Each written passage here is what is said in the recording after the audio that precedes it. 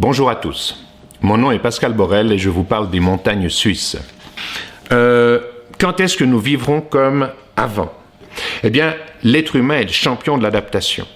Aujourd'hui, nous devons intégrer ce nouveau risque et apprendre à le gérer.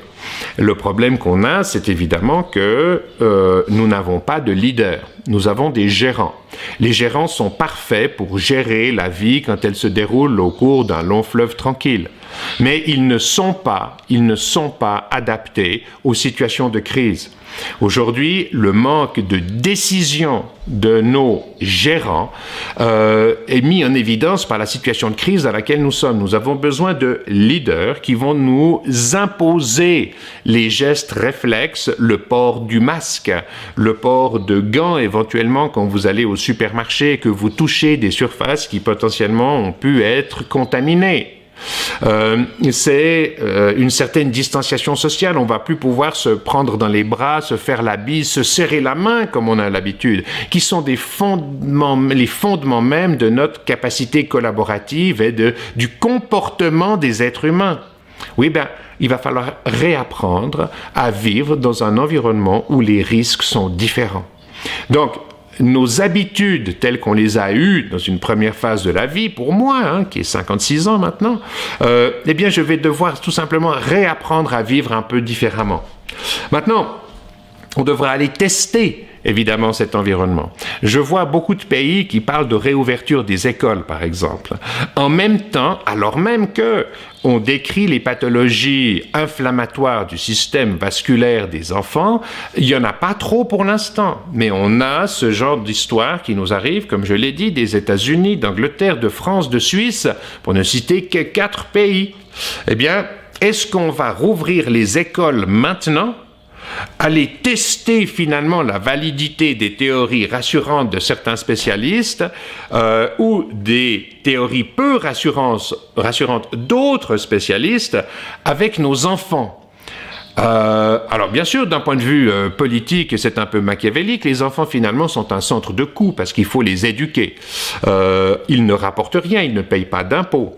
Donc on peut se permettre d'en perdre quelques-uns pour aller tester la validité du modèle, mais c'est inacceptable. On ne va pas tester sur le dos de nos enfants sous prétexte qu'ils ne rapportent pas à l'économie la validité des mesures prises pour se rendre étanches aux risques que provoque la pandémie. Faut être fou. C'est absolument insensé. Soyons clairs, si on veut rouvrir les écoles ou si les politiques acceptent de vouloir ouvrir les écoles, c'est pour libérer les parents pour qu'ils puissent retourner travailler. C'est clair qu'au minimum, un des parents doit rester avec les enfants jusqu'à l'âge de 15-16 ans. Donc, pendant la première phase de la vie, quand vous avez des enfants, vous ne pouvez pas les laisser seuls. Soit ils sont pris en charge par des babysitters ou de l'école ou ce que vous voulez, et vous pouvez aller travailler, soit vous ne pourrez pas aller travailler. Or, si vous ne travaillez pas jusqu'à la fin de l'année parce que vos enfants sont là à la maison, que vous devez faire le homeschooling, que vous devez faire donc l'école à la maison, vous ne payerez pas d'impôts, ou très peu.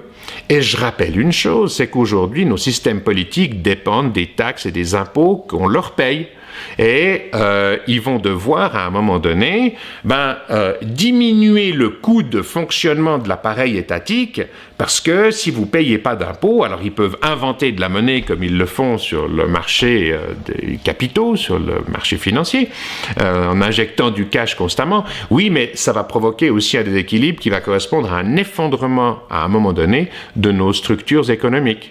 Donc, aller tester le marché en envoyant nos enfants au front pour libérer les parents, pour qu'ils puissent aller travailler et payer leurs impôts, donc continuer à faire fonctionner la machine politique et économique, pour moi, c'est d'une totale irresponsabilité. Alors, je le dis en rigolant, mais je pense qu'il n'y a pas besoin d'avoir gagné le prix Nobel de psychologie ou pour comprendre un raisonnement aussi simple. Voilà. Je terminerai là-dessus. Je vous remercie pour votre attention.